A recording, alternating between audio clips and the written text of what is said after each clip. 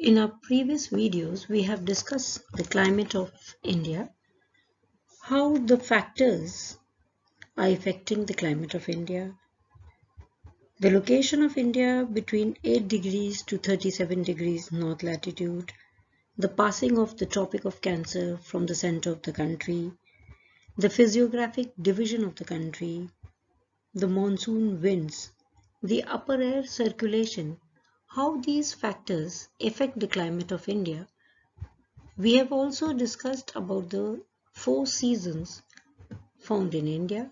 In this video, we'll be discussing about the Indian monsoon, the characteristic of the Indian monsoon, and the theories about the origin of Indian monsoon. India has a tropical monsoon type of climate. Monsoon शब्द की उत्पत्ति अरबी भाषा के मौसम शब्द से हुई है, जिसका अभिप्राय है ऋतु। मॉनसून पवनें वे पवनें मानी जाती हैं जिनकी दिशा ऋतु के अनुसार बिल्कुल उलट जाती है। ये पवनें ग्रीष्म ऋतु में 6 माह के लिए समुद्र से स्थल की ओर और शीत ऋतु में 6 माह के लिए ही स्थल से समुद्र की ओर चलती हैं। पवनों का यह उत्क्रमण मॉनसून जलवायु का मूल सिद्धांत है। The reversal of the wind system is the keynote of the monsoonal climate. Monsoon जलवायु उष्णकटिबंधीय क्षेत्रों में महाद्वीपों के पूर्वी किनारों पर पाई जाती है। एशिया के अंदर ट्रॉपिक्स के बाहर यानी उष्णकटिबंध के बाहर चाइना, कोरिया और जापान के अंदर भी मॉनसूनी जलवायु पाई जाती है। तो monsoon is a complex meteorological phenomena, जिसके बारे में हम इस वीडियो में चर्चा करेंगे। The reversal of the wind system is the keynote of monsoonal climate, और इसी के आधार पर मॉनसूनी पवनों का जो उत्क्रमण एक निश्चित मौसम में, निश्चित दिशा में और एक निश्चित गति से होता है, जिसकी वजह से डॉक्टर आर.एल. सिंह ने माना कि मॉनसून जलवायु की प्रमुख विशेषता मौसम का आवर्तन है। That is, the rhythm is the keynote of the monsoonal climate.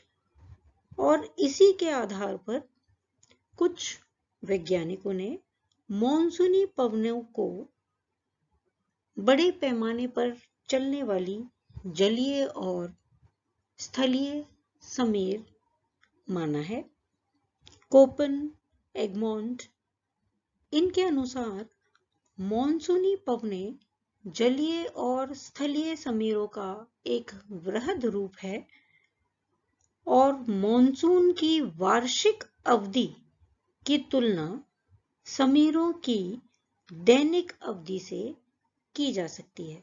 That is, the monsoon represent simply a land and sea breeze on a large scale, and that the annual period of monsoon corresponds to the diurnal period of the breeze.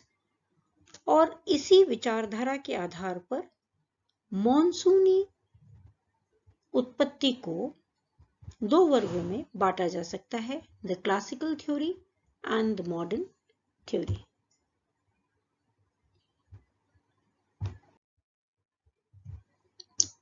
First, we'll discuss about the classical theory. 6-7 शताब्दी पूर्व अरब के नाविक अरब सागर में वर्ष में 6 माह तक उत्तर पूर्वी दिशा से चलने वाली तथा 6 माह के लिए दक्षिण पश्चिम दिशा में चलने वाली पवनों के लिए मौसम शब्द का प्रयोग करते थे। 1554 में अरब के सिद्दी अली ने पहली बार मॉनसून पवनों के उत्क्रमण का उल्लेख किया। 1656 में इंग्लैंड के ही एडमंड हेली ने बताया कि मॉनसून पवनें जलीय और स्थलीय प्रदेशों में तापमान के अंतर होने के कारण उत्पन्न होती हैं।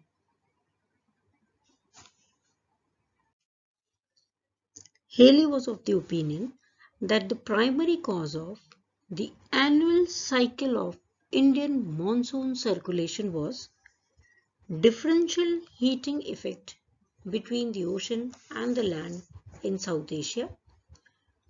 इसको हम समझने की चेष्टा करेंगे इन दो चित्रों के माध्यम से। The first figure is the situation during the summer season. ग्रीष्म ऋतु में जो कंडीशंस बनती हैं उनको पहले चित्र के माध्यम से दिखाया गया है।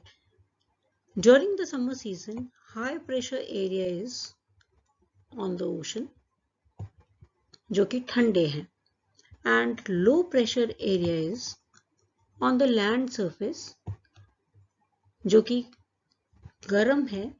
Temperature is very high on the land surface due to the strong solar radiation.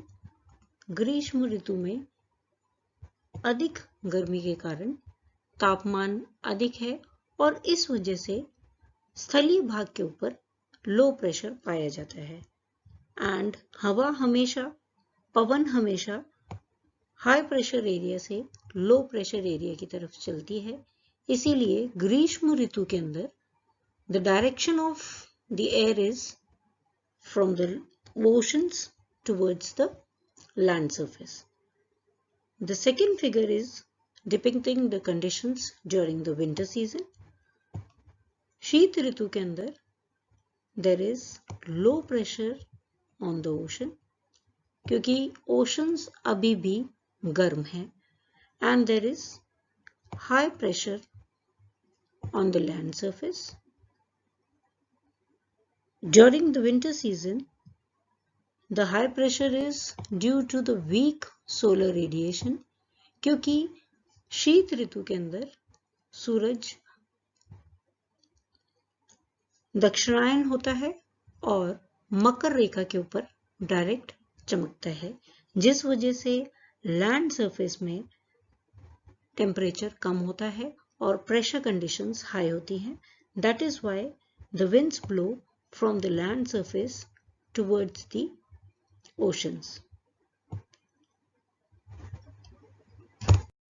So, according to Haley, the primary cause of Indian monsoon circulation was differential heating effect of land and sea. इसके अनुसार दो परिस्थितियां बनती हैं जो हमने पिछले चित्रों में देखी। First condition is of the winter season. शीतकालीन मॉनसून के अंदर सूर्य की किरणें मकर रेखा पर लंबवत पड़ती हैं, जिसके कारण उत्तर पश्चिमी भारत में और उसके निकटवर्ती क्षेत्रों में तापमान कम होता है और वायुदाब अधिक होता है। इस वजह से इस ऋतु में अरब सागर और बंगाल की खाड़ी से वायुदाब कम होता है, जिस वजह से पवनें स्थलीय भाग से समुद्र की ओर चलना शुरू करती हैं और ये बहुत कम वर्षा लाती हैं। सेकेंड कंडीशन बनती है समर मॉनसून की। ग्रीष्मकालीन मॉनसून की सिचुएशन जब होती है तब सूर्य की किरणें कर्क रेखा पर लंबवत पड़ती हैं, जिससे उत्तर पश्चिमी भारत और उसके निकटवर्ती क्षेत्रों में तापमान बढ़ जाता है और वायुदाब कम हो जाता है। और इससे ऑपोजिट कंडीशंस बनती हैं बंगाल की खाड़ी में और अरब सागर में, जहां पर वायुदाब अधिक होता है, जिस वजह से पवनें समुद्र से स्थल की ओर चलना शुरू करती हैं और क्योंकि ये समुद्री क्षेत्रों से चलती हैं इसलिए ये पवनें खूब वर्षा करती हैं। Halley's concept is criticized on some grounds. It is not able to discuss the sudden burst of monsoon, breaks in the monsoon, the spatial and the temporal distribution of the monsoon, and secondly, that the low pressure areas are not stationary. It is also not able to describe the rainfall which are of orographic, cyclonic types. Halley's concept formed the base for the study of the origin of monsoon. Fone, Thomson, Frost, M. Thiessen, Wang, Takashi, Palin, Newton, Koteshwaram, Krishnan, Raman, and many others have tried to find out the reason for the origin of monsoon during the modern times, and on the basis of their views, the modern theories have been divided into two groups, the air mass theory and the jet stream theory. In our next video, we'll be discussing about these modern theories.